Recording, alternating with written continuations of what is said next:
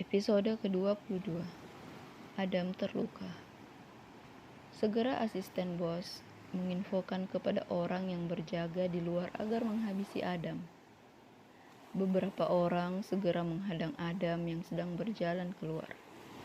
Nampak dari wajah mereka tak bersahabat.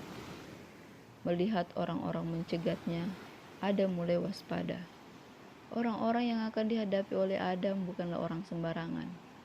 Mereka terlatih membunuh. Minggir dari jalanku, perintah Adam ketika dua orang menghadang jalannya. Hahaha, langkahi dulu mayat kami, ucap lelaki yang Adam tahu bernama Dirman. Kalau itu mau kalian, aku tak akan keberatan, ucap Adam. Setelah mengatakan hal itu, secepat kilat Adam menyerang Dirman dengan tinju. Lelaki itu dapat menghindar dengan mundur selangkah. Lalu Dirman membalas menyerang Adam dengan tinjunya dari samping. Berhasil ditangkis oleh Adam. Kini giliran Adam memberi tendangan secepat kilat. Gagal ditangkis sehingga mengenai perut Dirman. Lelaki itu mundur beberapa langkah. Dia memegang perutnya yang terasa sakit. Satu orang yang menjadi partner Dirman segera maju, memukul Adam. Tak menyangka akan mendapatkan serangan tiba-tiba. Adam terkena pukulan di rusuk sebelah kiri. Adam terhuyung nyeri di rusuknya terasa, dia bahkan seperti susah bernapas. Bagaimana? Apa kamu masih mau tambah? Tanya teman Dirman. Hehehe, hanya sebegitu kemampuan kalian. Anak kecil saja bisa lebih hebat dari kalian, ejek Adam. Mereka yang mendengar ejekan Adam tersulut emosi. Mereka mulai menyerang bersamaan. Adam sebisa mungkin bertahan. Bibirnya sudah mengeluarkan darah akibat terkena sebuah pukulan. Mereka mengeroyok Adam, tak memberi waktu kepada lelaki itu untuk menarik napas. Adam mengetahui kondisi dan situasinya, tak memungkinkan dirinya untuk menang, sehingga dia harus memutar otak mencari cara agar bisa lolos dari tempat itu. Dia melihat jendela kaca yang tak memiliki terali. Sepertinya satu-satu cara untuk lolos dari mereka adalah melompat ke jendela. Mereka semua sedang berada di dalam lantai 2. Melompat dari lantai 2 tanpa pengawasan dan pengaman sangat berisiko. Tapi Adam lebih memilih resiko tersebut daripada harus mati di tangan anak buah bos.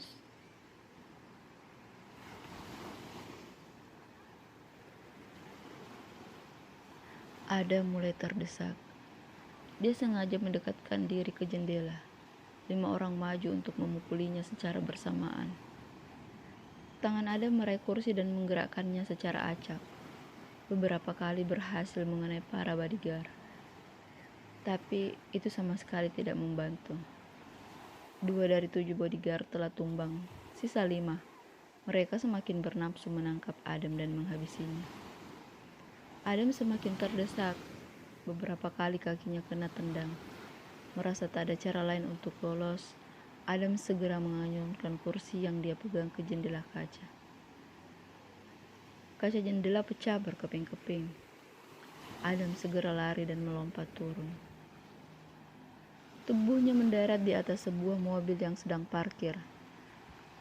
Atap mobil penyok dan kaca mobil pecah. Adam terguling dan jatuh ke tanah. Erangnya menahan sakit. Dia berusaha bangkit. Seluruh sendinya terasa sakit. Dia sempat menengok ke atas. Para bodyguard yang menyerangnya sudah tak nampak. Pasti mereka sedang berlari turun melalui tangga atau lift. Tak ingin membuang waktu, setengah pincang Adam berlari ke mobilnya dan tancap gas. Berkali-kali dia menatap ke belakang sambil menyetir, takut jika mereka mengejar.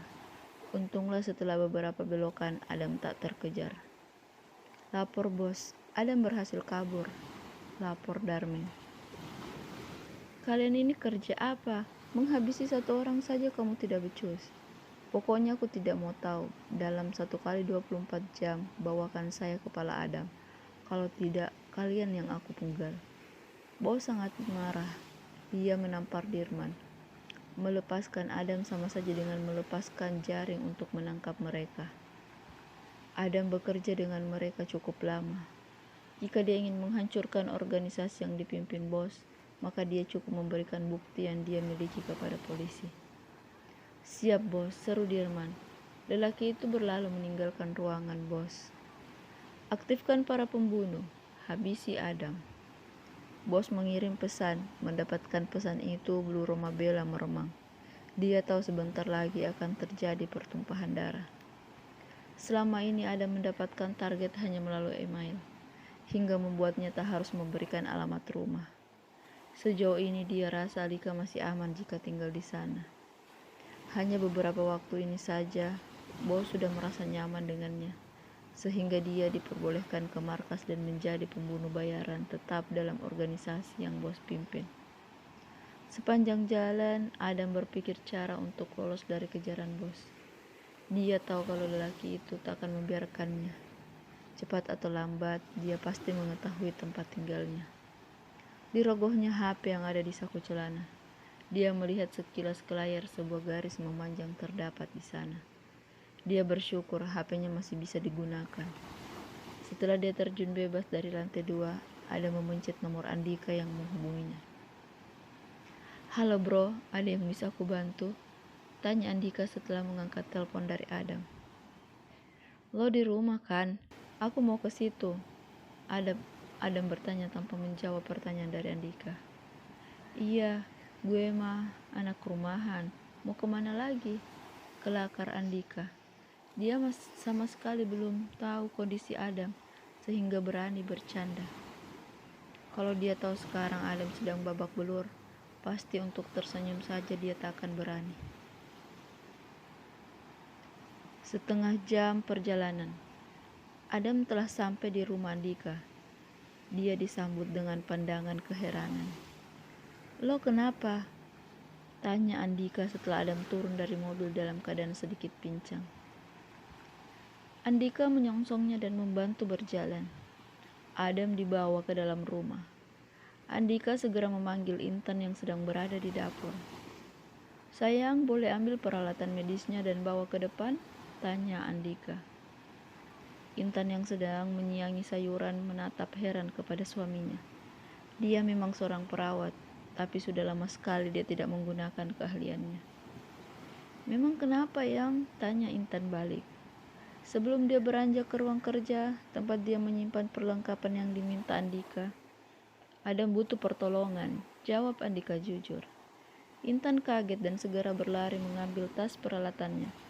Dia mendatangi Adam dan Andika yang sedang berada di ruang tamu. Melihat kondisi Adam yang cukup parah membuat Intan kasihan. Dia tak jadi menginterogasi Adam.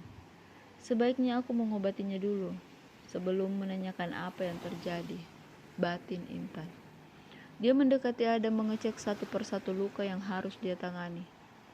Kenapa tidak ke rumah sakit? Ini butuh pemeriksaan dan penanganan lengkap, tanya Intan bertubi-tubi.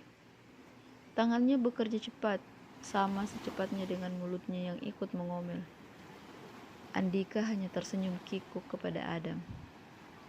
Intan mulai dengan mencari semua luka yang ada di tubuh Adam, lalu mulai mengobatinya dari atas. Erang Adam ketika Intan membersihkan pelipis Adam yang terluka, menggunakan alkohol, lalu memberinya Rivanol dan menutupnya dengan plester luka. Untung saja di bagian wajah hanya luka kecil, tak butuh dijahit, cukup dibersihkan dan diberikan antiseptik agar tidak infeksi. Intan menjelaskan kepada Adam dan Andika. Setelah area wajah Intan turun ke lengan dan badan Adam. Di lengan kiri Intan memberi beberapa jahitan untuk Adam, karena luka sobek yang cukup lebar sampai-sampai daging tangan Adam bisa terlihat. Sebenarnya kamu habis ngapain? Kok luka kamu banyak sekali? Tanya Intan di tengah kesibukannya menangani Adam. Lagi-lagi Adam hanya diam. Tenaganya sudah terkuras habis. Bahkan untuk berbicara saja dia rasa sudah tak sanggup. Di daerah bahu dan punggung Adam nampak memar berwarna biru. akibat terbentur di atap mobil dan aspal. Yang tolong ambilkan air hangat dan handuk kecil yang tergantung di dapur.